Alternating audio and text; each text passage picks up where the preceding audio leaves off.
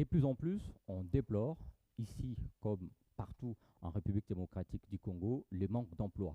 Il y a des solutions euh, que l'on voudrait bien sûr entreprendre, de voies que l'on voudrait entreprendre pour passer outre cette situation et cela s'avère possible à travers la formation professionnelle. C'est quoi la formation professionnelle? C'est ce que l'on va ensemble, vous et nous, découvrir à travers ces pages magazines spéciales Tigra. Et pour cela, on va recevoir déjà, bien sûr, sur ce plateau, M. Pierre Kazadi, qui est sous-prophète au ministère de la formation professionnelle et métiers. Bonjour, bienvenue. Voilà, nous recevons également M. Gustave Diala, qui est inspecteur principal provincial adjoint chargé d'évaluation à la formation en fait, professionnelle et métier, ici dans le Haut-Katanga. Merci, bienvenue. Voilà, nous recevons également M. Dona Mutumbo, qui est directeur général au Centre de formation professionnelle Tigra. Bienvenue. Voilà, également avec nous, M. Modeste Kasumpa. Bonjour, bienvenue. Voilà, lui, il est chef des sections conduite auto, toujours, au Centre de formation professionnelle Tigra, ici, bien sûr, à Lubumbashi. Je ne serai pas seul pour conduire cette mission. Je serai bien sûr accompagné par Gladys Mboui. Bienvenue. Merci Jean Bayo, merci également à tous nos invités, merci également à tous les téléspectateurs qui sont en train de nous suivre en ce net moment pour avoir une information claire et nette sur l'importance de la formation professionnelle. Nini Nini tout à semeze à Léo, alors mina kwalika papa, maman, ou tout fois, il ou comprendre raison et à présence, il y a qui la muntu, pays plateau sur l'importance de la formation professionnelle. Michoué Moussoaili, Jean Bayoka tout à sema, ya Moïmou, ya Kazi, ya Mikono. Johnny tout à semeze à Léo, ensemble avec nos invités représentés ici. Nous avons l'ONG de Tigra, nous avons également le ministère de la formation professionnelle représenté ici par M. Diala, ainsi que M. Pierre Kazadi. Alors, à tous les jeunes, à tous les louchois, Karibou Sana. Karibou Sana. En fait, bienvenue à vous tous qui êtes en train de nous suivre de partout à travers la province du Haut-Katanga et même à travers la République démocratique du Congo. Nous parlons de l'importance de la formation professionnelle dans un contexte où la plupart des jeunes sont au chômage. Monsieur Pierre Kazadi, la question principale vous est adressée. Quelle peut être, dans le contexte congolais, l'importance de la formation professionnelle? Certes, la formation professionnelle est très importante parce que c'est elle qui crée de l'emploi et qui crée la classe moyenne. Et tout le monde sait qu'il y a clivage des classes dans ce pays. Nous avons d'un côté la classe aisée, constituée généralement des politiques, et de l'autre côté, la classe basse, si on peut le dire. Normalement, on devrait avoir une classe moyenne. Or, la classe moyenne est constituée de ceux-là qui créent l'emploi et qui créent les richesses. Parce que pour que le pays aille de l'avant, il faudrait qu'il y ait des créateurs de richesses. Or, nous savons tous que nous connaissons une carence de créateurs d'emplois. Nous avons d'un côté les ouvriers et de l'autre les universitaires qui sont en quête d'emploi. Or, quand une bonne frange de la population est en quête d'emploi, vous comprenez que la pauvreté va s'installer.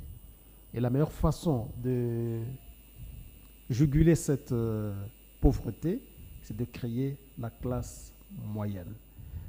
Cette classe moyenne qui est susceptible de créer, de se prendre en charge pour booster l'économie, et c'est elle qui donne de l'emploi aux universitaires. Parce que généralement, les universitaires sont là pour encadrer, concevoir. Or, ils ne peuvent pas concevoir quand il n'y a rien. Ils ne peuvent pas encadrer s'il n'y a rien. Je prends un exemple, nous avons les juristes. Bon, nous avons beaucoup de juristes qui défendent les intérêts des entreprises, des individus, mais quand ces individus sont au chômage, quand il n'y a pas d'entreprise, ils sont au conseil juridique de qui? Et là, c'est le secteur tertiaire. Donc, s'il faut parler en termes de secteur, nous avons le secteur primaire, dans l'extraction, l'agriculture, et nous avons le secteur primaire, la transformation. C'est là que nous trouvons la classe moyenne. Merci beaucoup, M. Kazadi. Alors, la question qui me vient à l'esprit, c'est je voudrais m'adresser ici à M. Diala par rapport à l'objectif de ce ministère, le ministère de la formation professionnelle. Ici, on a des jeunes, on a des parents, tous, tout ma somme normale. J'ai fait mes études primaires, mes études humanitaires, et puis j'ai vais à l'université. Mais aujourd'hui, on a ce ministère qui vient de naître. Alors, quels sont ses objectifs et pourquoi en ce moment et la raison de votre présence dans ce magazine? Merci beaucoup, Madame la journaliste. Je vais d'abord revenir en arrière pour vous dire que le ministère ne vient pas de naître. Okay. Il existe il y a longtemps. Okay. Pour votre information, cette année ici, c'est la 2e édition où nous allons lancer l'examen national de fin d'études professionnelles. Donc, ce qui prouve que le ministère a déjà existé et est en action. Okay. Et donc, l'importance de la formation professionnelle, c'est comme venait de le dire tantôt la sous-prophète, pour créer un peu la classe moyenne, c'est elle qui doit résorber le chômage et booster l'économie d'un pays. Vous allez constater, le premier numéro que nous avons eu à passer ici sur cette chaîne, la fois passée, nous vous avons présenté la situation de Gécamine, une grande société, la SNCC. Oui. Les gens qui ont pu œuvrer dans ces entreprises, ce n'étaient pas des cadres universitaires. Okay. Et c'était les gens de métier qui avaient des compétences.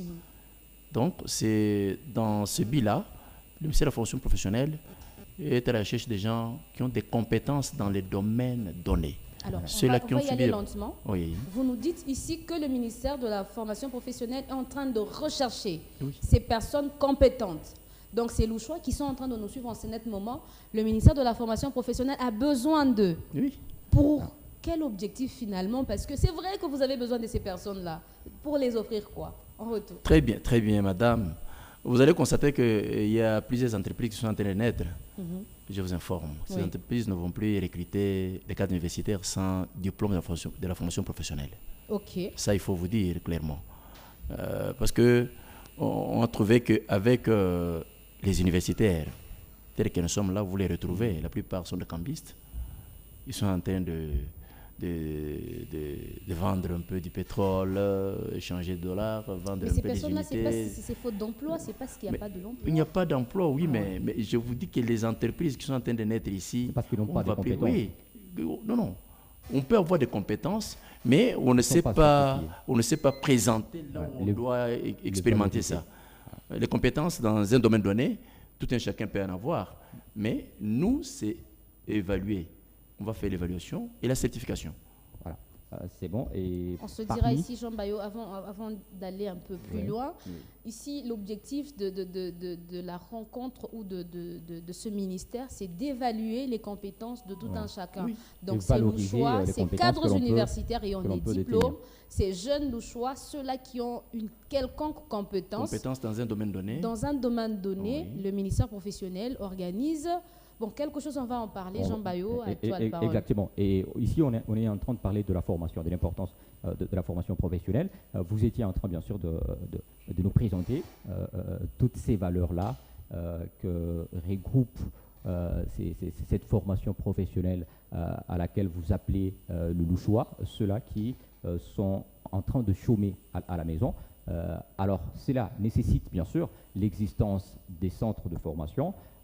Monsieur Pierre Kazadi, est-ce que c'est seulement par le centre ou à travers le centre de formation établi, équipé, que l'on peut arriver aux objectifs que s'est assigné le ministère? Merci. Je reviens sur les objectifs. Oui. Et dans les objectifs du ministère, nous avons dit créer cette classe-là. Parce que ça, nous devons le retenir. Il y a eu rupture entre la base et le sommet. La classe moyenne n'existant pas. Pourquoi? Parce que l'on a cru à tort que pour se faire une place sous le soleil, il fallait exclusivement aller à l'université. D'où nous nous retrouvons avec une pléthore d'universitaires sans emploi. Ouais. Ce sont des gens qui ont certaines compétences, mais dont on n'a pas besoin. Ouais. C'est ainsi que quand on dit il n'y a pas d'emploi, ce n'est pas tellement vrai. il y a de l'emploi. Oui, M. Pierre, mais je voudrais vous dans des contredire domaines ici parce précis. que la plupart des Louchois, ils sont convaincus qu'il n'y a pas d'emploi parce qu'ils ont étudié, ils ont fait ce qu'il fallait faire, ils sont allés aux études, mais ils se sont retrouvés au chômage. Vous n'allez pas me contredire sur la vie de Lubumbashi. Il y a plein de jeunes sans emploi parce qu'ils ont cherché, ils ont écrit des demandes ça et là, ils ont envoyé dans des entreprises. Finalement, ils ont résolu et compris qu'il n'y avait pas d'emploi. En République démocratique du Congo, vous n'allez pas me contredire. Je dis il y a de l'emploi, Mais c'est un problème d'orientation. mais on recherche certaines compétences dans ces entreprises. Ok. Je prends un exemple, on a besoin d'hydropneumatiques ou des constructeurs métalliques. Mhm. Mais vous n'allez pas présenter un diplôme de droit Ouais. ou Justement. de philosophie. Ça, c'est Ok. exact. On a besoin des gens qui ont fait l'hydropneumatique, Mhm. qui ont fait la maçonnerie, Maçonnerie, la construction, construction. qui ont fait la construction métallique.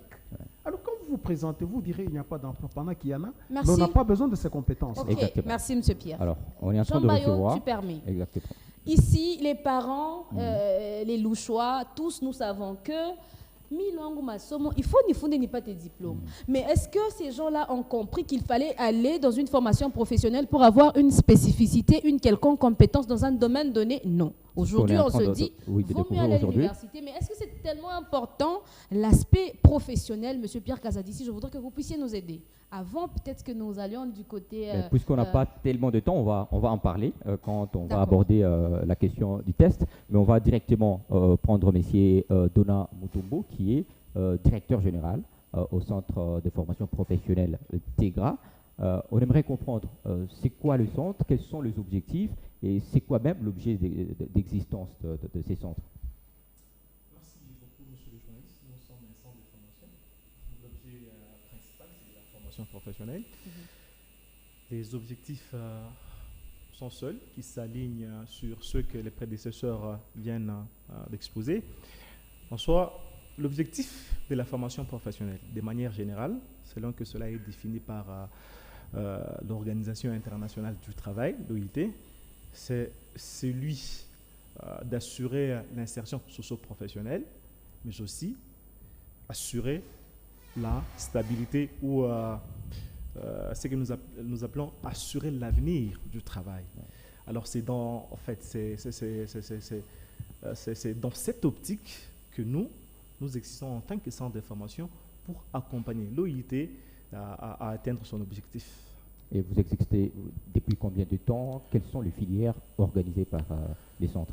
Alors, nous existons il y a maintenant 2 ans. Nous organisons des filières en fonction des besoins, parce que ce n'est pas comme ce qui se passe ailleurs, comme c'est devenu une coutume même dans les universités ou dans les établissements scolaires. Nous avons certaines filières, certaines facultés, certaines options qui ont commencé depuis l'époque coloniale et ces options continuent toujours à exister, mais on n'a plus besoin dans ces domaines, comme l'a dit Ils sont plus monsieur adaptés aux voilà. réalités. Alors nous organisons des filières ou des formations en fonction des besoins exprimés par notre environnement. Alors pour l'instant, nous mettons beaucoup plus l'accent sur les métiers de conduite auto. Nous mettons l'accent sur les métiers de construction, de soudure, parce qu'il y a une forte demande actuellement dans ces domaines-là. Voilà. Vous avez cité 2 domaines, c'est seulement sur ça ou il y a Alors, d'autres? nous avons aussi des formations de management. Pourquoi? Parce que quand nous formons les gens, ces gens-là ne sont pas forcément obligés d'aller chercher le travail dans les entreprises. Ils sont appelés à créer des entreprises. Alors, parce qu'ils sont appelés à créer des entreprises, ils doivent avoir des compétences managériales. Ils doivent gérer leur entreprise, ils doivent gérer les ressources qu'ils ont, les ressources financières tout comme les ressources humaines. Cela requiert un certain niveau de compétences pour que les gens qui décident d'entreprendre puissent réussir leurs entreprises. Et les centres lui-même, c'est vrai que l'on est en train de s'adresser à une population vaste, mais les centres ont besoin de quelle catégorie de population? Merci, ça c'est une très très très bonne question. Merci beaucoup. J'aurais dû commencer par là. Alors, au sein de notre centre de formation, nous avons 3 dimensions de formation professionnelle. Il y a les gens qui viennent pour la formation que nous appelons en fait, c'est un mot technique, la formation clé à main ou la formation pour l'employabilité. Ce sont des gens qui, ayant déjà suivi, je ne sais pas moi, une formation initiale, peut-être à l'université ou encore dans les établissements scolaires, mais ces gens, les compétences qu'ils ont ne leur permettent pas de pouvoir exercer un métier dans une entreprise. Voilà. Alors, ce sont ces gens-là qui viennent se révaloriser. Ils viennent apprendre un métier par rapport à la demande exprimée dans la société. Ce sont des gens qui viennent pour peu de temps, pour une durée très courte. Après cette formation, ils deviennent utiles, ils peuvent entreprendre, soit ils peuvent aller travailler dans une entreprise. Ça, c'est la dimension des formations pour l'employabilité. Nous avons aussi les formations que nous appelons les formations continues. Ça, c'est beaucoup plus les formations qui se donnent en milieu de travail. Ce sont les travailleurs déjà, hein, les gens qui travaillent déjà dans les entreprises qui nous sont emmenés chez nous. Ces gens, nous les recyclons. Hein. En fait, souvent, c'est pour quelqu'un qu'on vient à peine de recruter dans une entreprise, il n'a pas encore assez d'expérience. On nous l'envoie chez nous, nous raffinons ce qu'il a par rapport à ce qu'on attend de lui, par rapport à ce qui est défini dans ce que nous appelons job description, ce qu'il est censé faire. Et puis on raffine ses compétences pour qu'il puisse faire exactement le travail qu'on attend de lui. Et dans ces cas, ce sont les entreprises qui vous consultent. Les entreprises qui nous consultent. Les entreprises qu'on consulte.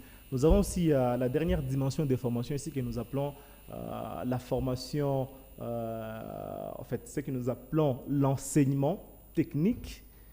L'enseignement technique et professionnel. Voilà, merci. Alors, ce sont les gens qui viennent faire ce que nous appelons les cycles professionnels. Les cycles professionnels, on l'avait longtemps confondu avec les cycles courts qui avaient existé, qui avaient aussi fait ses preuves. Mais maintenant, la formation professionnelle est revenue sur ça pour apporter quelque chose de nouveau. Cela permet à ce que les gens que nous allons former puissent constituer la main-d'œuvre qualifiée pour une classe moyenne, comme l'a dit les prédécesseurs. Ce sont ces gens qui trouvent beaucoup plus le travail. Si vous permettez que je revienne sur l'exemple qu'a évoqué tout à l'heure M. l'inspecteur, il nous a donné ici le cas de la GECAMINE, il nous a donné le cas de la SNCC. Ce sont des gens-là qui n'ont pas fait de longues études. Justement. En fait, c'est 3-4 ans tout au plus, et ces gens sont déjà spécialistes.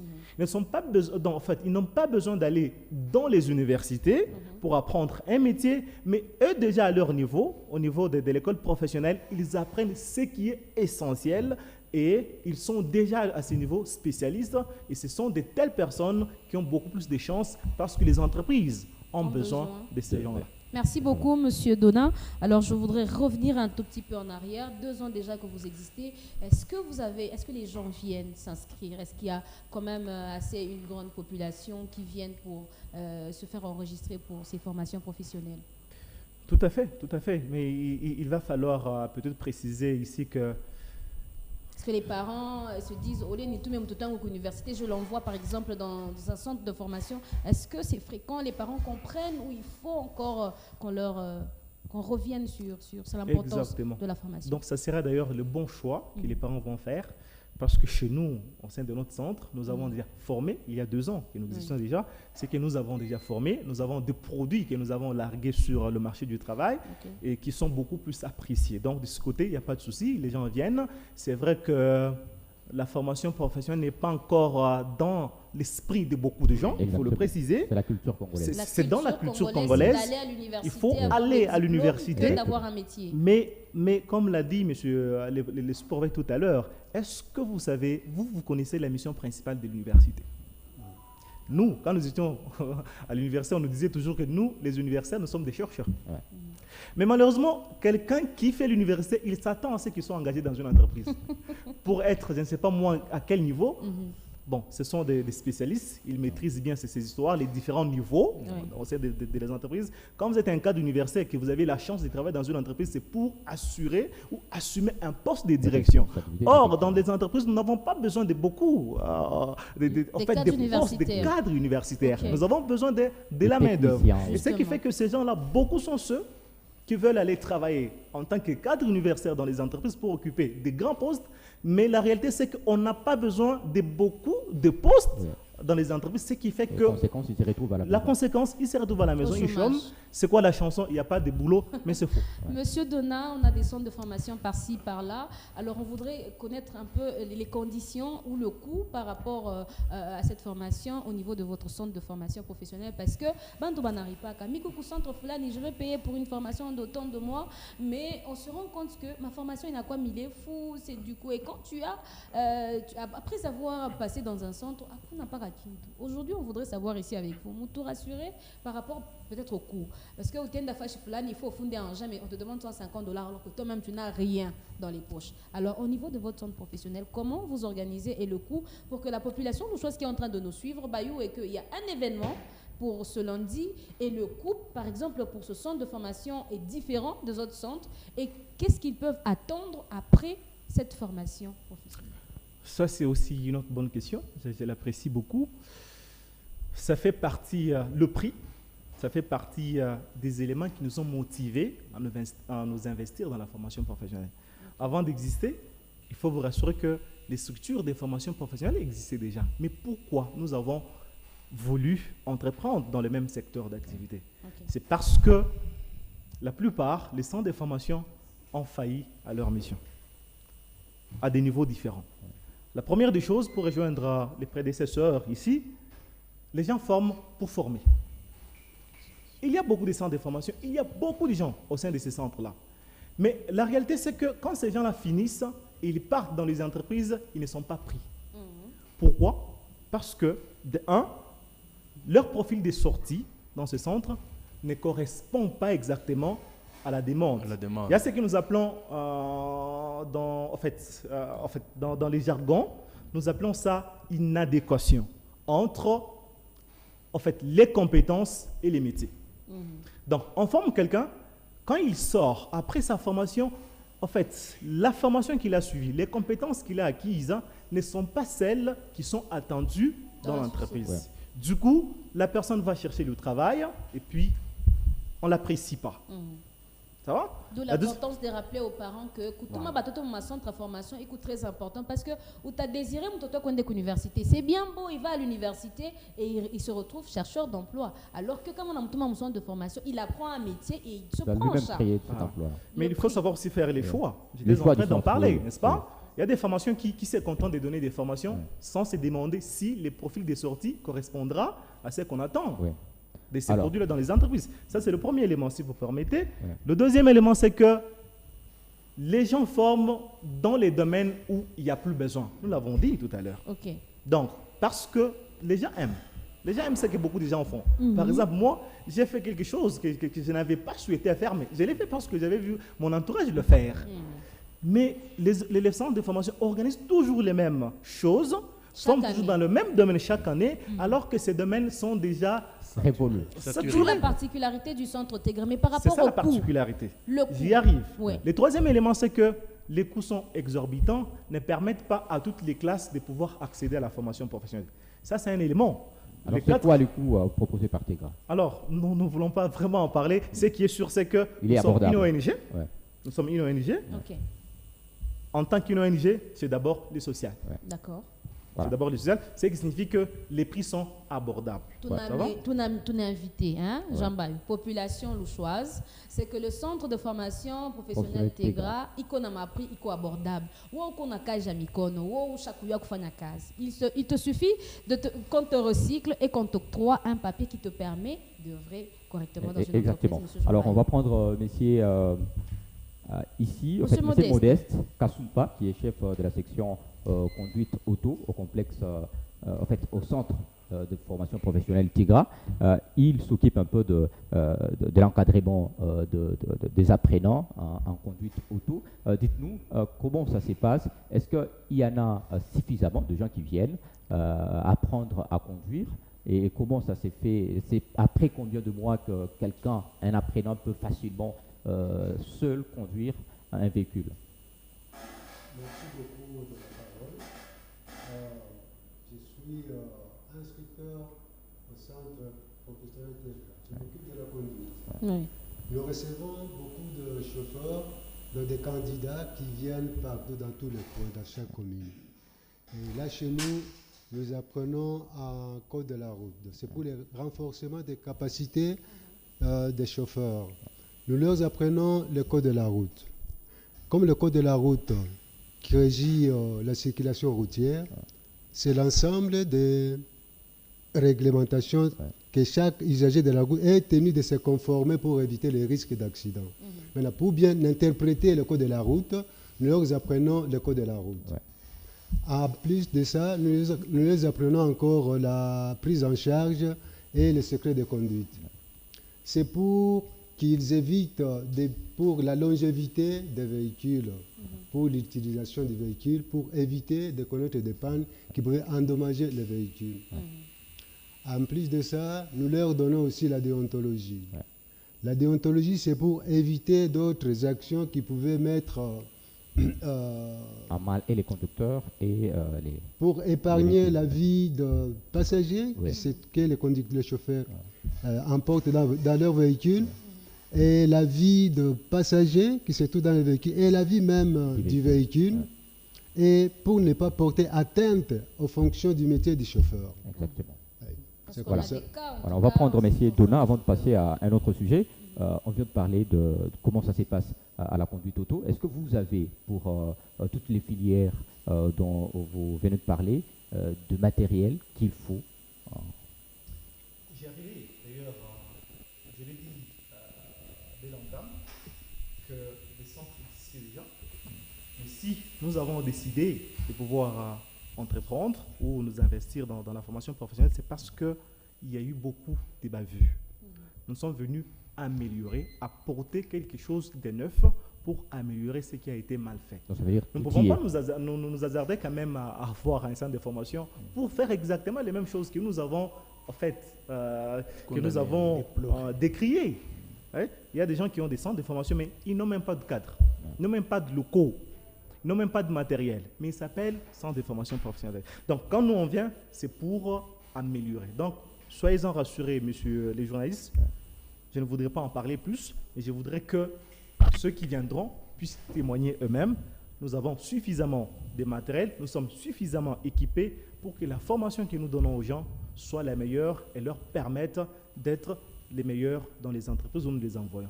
Exactement. Du coup, vous qui êtes en train de nous suivre, c'est les moments de prendre la décision, de vous rendre au centre pour vous-même découvrir ce qui s'y passe et peut-être à acquérir des compétences, des connaissances sur tel ou tel autre métier, pouvant vous permettre de vous en sortir. C'est vrai que le chômage est en train de battre son plein, mais on va directement prendre l'autre sujet de notre émission, c'est l'événement quand on organisait les ministères de la formation professionnelle et métiers, ici dans le Haut-Katanga. C'est les tests de formation professionnelle, les tests nationaux de formation professionnelle. On va donner la parole à M. Pierre Kazadi qui en est sous-prophète. Comment ça se passe? C'est quoi cet événement pour le Louchois? Bien, là je suis obligé de rentrer dans les objectifs du ministère. C'est organiser la profession, le ministère, les professions, établir un pont entre les centres de formation et les entreprises, parce qu'il faudra casser l'inadéquation entre formation et emploi. Ensuite, canaliser les récipiendaires. Ça veut dire Les orienter vers les entreprises qui vont les utiliser à bon escient. Aussi, déceler, détecter les différentes compétences. Là, j'aimerais souligner un point. Lorsque quelqu'un vient, il a des compétences, le centre a pour vocation de développer, amener la personne à développer ses compétences. C'est comme un joueur de football. Il a le talent. Ce n'est pas l'entraîneur qui lui apprend à jouer, mais il l'oriente pour qu'il développe ce qui se trouve en lui.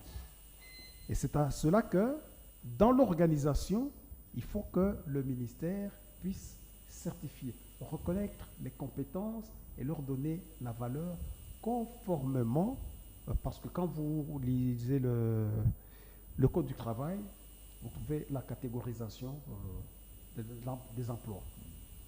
Et là, c'est le ministère qui donne la véritable valeur. On doit uniformiser ce qui se donne dans les centres. C'est pour cela qu'on est en train de travailler sur les curricula, les programmes de formation. Et on sait que dans telle filière, la personne doit développer telle compétence. Comme nous avons des gens qui ont acquis le métier sur le tas, des apprentis dans un atelier, eh bien, il faudrait qu'on valorise leurs compétences.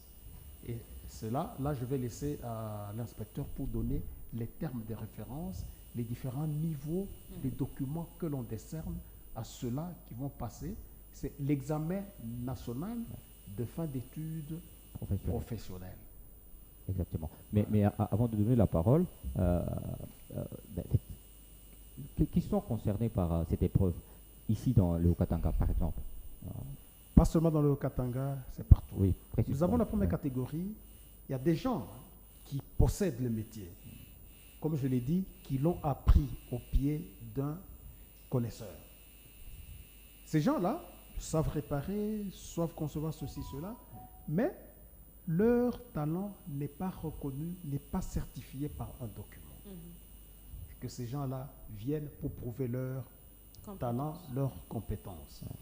Nous avons des gens qui ont terminé les humanités, ou qui ont terminé l'université, qui n'ont pas d'emploi, mais qui ont appris aussi quelque chose. Vous voyez qu'ils ont suivi ils ont un curriculum, mais ils ont appris un métier qui n'est pas reconnu. Ils ont ajouté quelque chose à leur formation initiale. Ils viennent aussi. Ils passent, ils démontrent leurs compétences et il y a un document qui leur sera décerné. Il a parlé de l'employabilité. Il y a des entreprises, pour s'adapter, comme nous savons que le monde est en pleine mutation, il faut s'adapter aux nouvelles technologies. Ces gens-là suivent une formation et on certifie cela. C'est ainsi que d'emblée, avant que l'inspecteur ne prenne la parole, on dit la certification en ce qui concerne les métiers, c'est l'exclusivité du ministère de la formation professionnelle et métiers. Et le Premier ministre a utilisé le terme guichet unique. Ce qui fait que tous les centres qui certifient, donc dorénavant, cette certification est nulle. Merci beaucoup. C'est quelque chose que nous allons rappeler ici à tous les Louchois qui sont passés par plusieurs centres. Donc la certification que vous avez eue, aujourd'hui, on peut dire qu'elle n'est pas considérée, alors que ces gens ont quand même pu dépenser de leur argent. Exactement. Donc nous vous invitons de ce fait par rapport à ce grand événement qui est organisé ce 25. Monsieur Diala, vous pouvez nous en parler, que l'on sache quelles sont les conditions, comment y participer, parce qu'il y a des Louchois, personnellement, il y a des jeunes qui détiennent un emploi, mais qui voudraient venir participer à cet événement du 25. Alors, quelles sont les conditions? Comment y participer? Il y a des gens qui ont des métiers, mais qui ne sont pas reconnus, des compétences, qui sont dans de grandes entreprises. Qu'est-ce que ce rendez-vous du 25 va leur apporter pour qu'ils viennent quand même répondre? Parce que ces invitations, il y en a eu de trop, il y a formation par-ci, par-là, mais la particularité de ce jour et ce qu'ils peuvent s'attendre à quoi? Merci beaucoup, Madame la juriste. J'aimerais vous dire qu'on ne se limite seulement pas auprès des gens qui ont appris le métier dans un domaine donné, mais nous faisons appel même à tous ceux-là qui sont dans des différents centres, comme Cité des Jeunes, Maison des Jeunes, partout là. La certification, comme venait de le dire les sous-provèdes, c'est guichet unique de la formation professionnelle et métier. Comme son Excellence Samuel Okonde l'avait dit, le jour de proclamation des résultats, première édition, le 16 décembre 2021. Et donc, l'examen national de fin d'études professionnelles sera lancé sur l'étendue de la République. C'est 25 juillet 2022, hors session. Ça va du 25 jusqu'au 7 août prochain, hors session. Et la session ordinaire, c'est du 22 au 24 août. On termine un peu les activités de l'examen. Mais je vais épingler un élément très important par rapport à la certification. Il fallait que les gens se rassurent de ce qu'ils vont obtenir comme diplôme. Ceux de la première édition, les diplômes sont déjà dispo. Bientôt, là, on va remettre aux lauréats de la première édition Je crois que ce sera sous le patronage de son Excellence, Monsieur le Gouverneur de la province du Haut-Katanga, peut-être représenté par Madame la Ministre provinciale en charge de l'éducation. Il y a différents titres scolaires qu'on remet à ces derniers. Il y a le certificat d'aptitude professionnelle, qu'on appelle CAP. C'est pour tous ceux-là qui ont suivi la formation d'1 à 12 mois. Imaginez quand ces derniers sont employés dans une entreprise, ce sont des manœuvres ordinaires. C'est quelque chose qu'il faut vraiment que les gens puissent un peu découvrir. Et donc, après le CAP, il y a le brevet d'aptitude professionnelle. BAP. La durée de la formation va de 12 à 36 mois. Donc, dans les différents centres de formation professionnelle, vous trouvez qu'il y en a qui organisent la formation d'une durée de 12 mois jusqu'à 36 mois. Donc, le récipiendaire obtiendra le BAP, le brevet d'aptitude professionnelle. Et il y en a qui sont dans les cycles courts, professionnels, bien sûr. Là où on fait la formation de 3 jusqu'à 5 ans. Donc, le récipiendaire obtiendront le DAP, diplôme d'aptitude professionnelle. Il y en a aussi qui suivent d'autres formations, comme les spécialistes dans tel ou tel domaine. On obtient ce qu'on appelle CSP, c'est certificat de spécialisation professionnelle. Le sous-préfet en a dit tantôt, il y a les cadres universitaires, mais qui vont se spécialiser quelque part dans un domaine donné, par rapport au métier. J'en ai parlé lors de notre première émission. J'avais un professeur qui était gradué en anglais, mais il est allé apprendre le métier de la construction. Au jour où je vous parle ici, il est en train de construire même des étages. Donc, lorsqu'il va faire la formation de spécialisation de 6 à 9 mois, étant déjà cadre universitaire, il obtiendra ce que nous appelons CSP, donc certificat de spécialisation professionnelle. À part ces documents, le tout dernier document, c'est le brevet de spécialisation professionnelle. Qui va de quelle durée? Oui, c'est pour une durée d'environ 9 mois. Une formation de 9 mois. Celui qui fait de 6 à 9 mois, il peut ne pas terminer les 9 mois, mais celui qui fait 9 mois complets, déjà cadre universitaire ou un diplômé d'État, est capable d'obtenir le brevet de spécialisation professionnelle. Donc ce sont les différents certificats qui entrent en jeu pour tout celui qui a suivi une formation professionnelle. Il y a aussi un élément très important qu'il fallait que je puisse on va y aller rapidement, c'est oui. Parce qu'il y a des gens, après la dernière émission, il y en a qui m'appellent Tegra, nous venons chez vous. Non, Tegra est là avec l'organisation. Nous, c'est le ministère de la formation professionnelle. Donc, chargé pour l'évaluation et la certification des sortissants des différents centres. Voilà, on va prendre M. Pierre Kazadi. En fait, quelles sont les conditions? Est-ce qu'il faut payer et ce sera où? On va s'adresser à qui? C'est à quel endroit pour participer à les inscriptions parce que déjà c'est pour le lundi prochain. Alors les Louchois veulent savoir ça sera où, ça sera comment, ça sera quand. On prend les inscriptions où? L'examen va se passer où? Oui, l'examen se passera à Tegra, qui est notre partenaire. C'est ainsi que nous avons accordé aux différents centres, dont Tegra et d'autres centres, d'inscrire. Nous sensibilisons, les gens vont s'inscrire là-bas, mais il y a d'autres des autodidactes qui viennent se faire inscrire directement à l'inscription. Alors nous allons nous retrouver avec tout ce monde-là au centre. Donc les inscriptions peuvent se prendre dans n'importe quel centre. Oui, les centres agréés. C'est par exemple lesquels nous avons agréés. Alors, c'est les centres que le ministère de la formation professionnelle a agréés. On va ici citer le centre de formation professionnelle. Centre Tegra, les gens peuvent prendre l'inscription là-bas. Oui. Mais le bureau de l'inspection se trouve dans l'enceinte du complexe Kiweli. Où se prennent également les inscriptions. Nous avons Tegra, nous avons Tony, JVS, Et différents tant centres. d'autres. De Tu ceux peux prendre qui des sont, inscriptions. parce que nous décernons au centre. Pour le reconnaître, nous délivrons un arrêté d'agrément. D'accord. Bon, c'est bon, on est en train de cheminer petit à petit, c'est vers la fin Pour terminer, de cet ils échange. se font inscrire, Oui. ils auront les modalités Sur place, exactement. Alors, on va finir avec messieurs Dona Mutombo.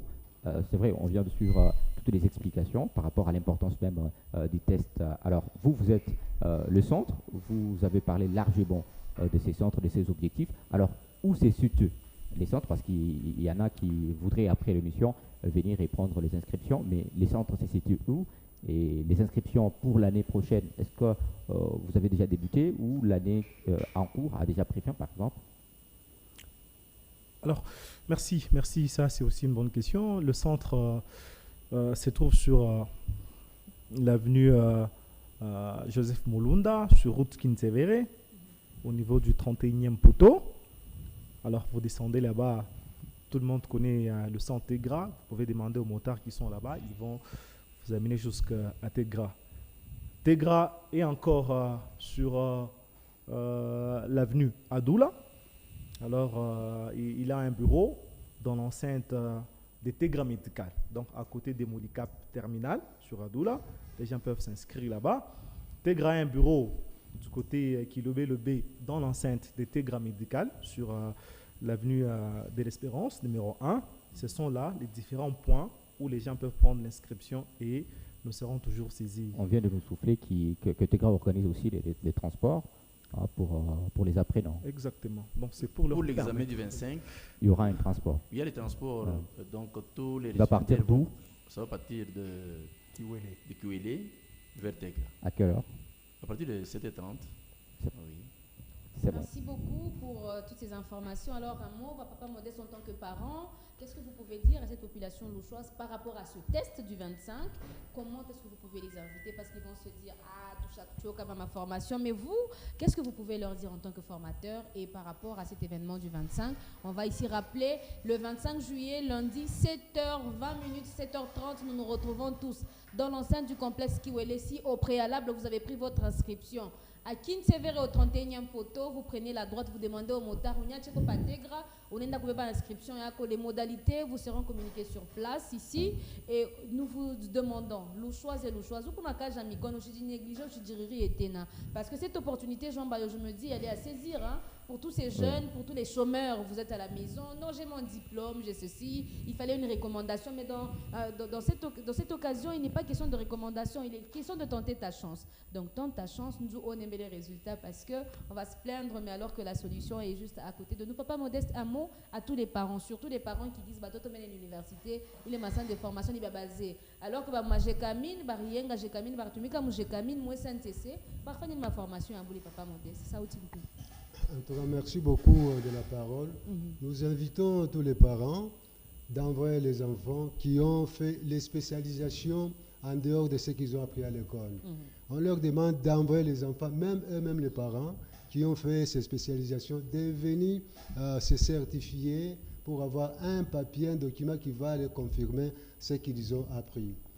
Tunaita bazazi hata wale weko wanafunza masomo ile ya kwenda kujispecialize bote bakuye bapate ile kashe ya kusema ni kweli bakwe na valeur puisque akufundia kwa masomo alifunda sur le tas parce que wajua sasa ni kweli alifuata ile masomo anajua ile kazi akuja tunabadilika wote bakuye ba mingi kule ndio. Voilà, exactement, c'est pratiquement la fin de ces magazines exclusivement sur l'importance de la formation professionnelle et plus encore sur cet événement du 25 juillet, les tests de fin d'études professionnelles organisés par l'examen de fin d'études professionnelles organisé par le ministère de formation professionnelle et métiers.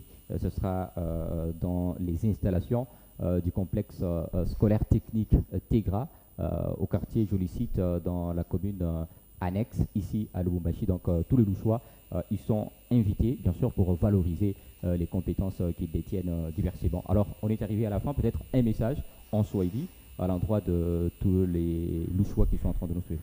Un peu bien avant ça, je crois qu'il fallait donner un peu Un numéro de public, un contact numéro de contact. besoin. Exactement. Simplement. Parce Voilà. que ça relève de la compétence Voilà, il faut que du ce soit- pouvoir organisateur. voilà. Vous le faites alors en Swahili. Et je crois que Balebote, Banatafuta Kufanya, examen national de fin d'études professionnelles, baptiste au côté de numéro 99 Ok. 099 45 43 45 43 350. 350. Nazani- On a besoin de kupitisha test, kupita ku test numéro yo 099 45 43 350. Donc le samedi, tu as quoi Chikamwish. Le 6 Kopatana Sisote, par QLE, dans les après-midi vers 14h. Ok. Il y a une réunion à Balebote, on avait une inscription de part et d'autre avant de s'embarquer vers Tègre le lundi. C'est que le lundi, Moutounia avait pas inscription, ne peut plus. Pardon Le Le lundi, lundi. Moutounakuya Oh, avait comment inscription on est quand tu as fait un examen à Tafania. Tu as fait un examen. Merci Voilà. beaucoup. Mais, messieurs et dames, nous vous disons sincèrement merci parce qu'on sait que vous avez été nombreux en train de suivre ces magazines et qui vous a enrichi suffisamment. Nous avons reçu M. Pierre Kazadi qui est sous-prophète au ministère principal provincial, en fait, au ministère de la formation professionnelle et métier, M. Gustave Diala, qui est inspecteur principal provincial adjoint chargé d'évaluation à la formation professionnelle et métier, M. Dona Mutombo, qui est DG, en fait directeur général au centre de formation professionnelle Tegra, M. Modeste Kasumpa, lui qui est chef de la section conduite auto. Nous vous remercions d'avoir répondu à notre invitation. Merci beaucoup. Merci beaucoup. Voilà, je dis également merci à celle qui m'a accompagné, Gladys Mbouy. Plaisir était pour moi de te tenir compagnie, cher Jean Bayo. Alors merci surtout à ceux-là qui ont compris et qui vont saisir de cette opportunité. Voilà, on espère sincèrement que cette émission va vous édifier et qu'à travers cette émission, vous allez vite courir pour prendre vos inscriptions afin d'être là le lundi prochain pour passer ces tests ô combien importants, tant pour vous que pour votre vie professionnelle et même pour sortir de la situation où vous vous trouvez aujourd'hui, le chômage. Nous vous disons sincèrement merci. Nous disons aussi merci à la direction du programme d'Héritage Télévision.